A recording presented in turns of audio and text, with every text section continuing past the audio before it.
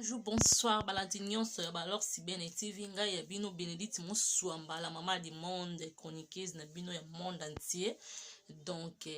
na minute na zande na kata Irlande, na kata Dublin, je te salue mon boss, Patrick Balor, c'est na boss na kimi mbango na moni manager privé, Audrey Sondi, papa na mille na kata Dublin, je te salue Ray Maestro, le producteur.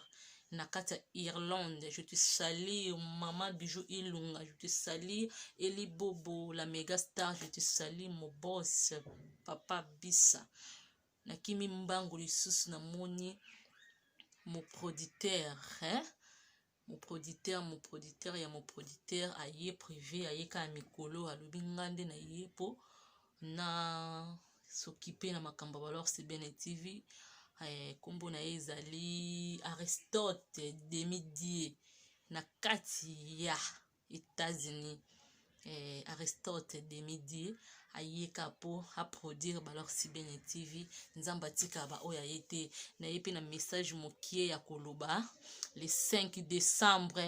bokomona Bénédicte na fumu ya mboka oyo na kati ya Irlande na kati ya Dublin bokozala surpris na partir à 21h ekokota déjà émission kozala déjà na balor si bien TV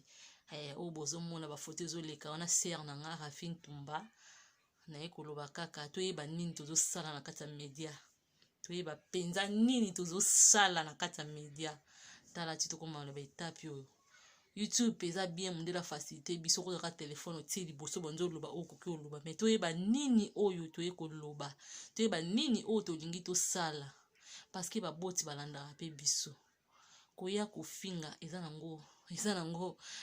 brevet te nde boloba internet eza église te esalaka nga mpasi baser na nga bachroniqueur bachroniqueuse nalingaka bino mingi tomeka nanu kozwa mayele tozwa leson na oyo ekomeli ser na biso ekosala vraiment bien mpona Karim Mokonzi yo oyebi nini osala wa mokolo me nde oza na stress oyebi oza na stress elongiani oza na stress oyebi nde oza wana yo mo oyebi oni ozosala etali yo nde ozwi vi na o otie na media mpona kiodo asengai deja baexcuse bolimbisa ye bokangi ye bolimbisa ye bolibere ye eza makambo yaka elekaka nango bye bye je t'aime beaucoup baya biso balor si bien TV bisous bye.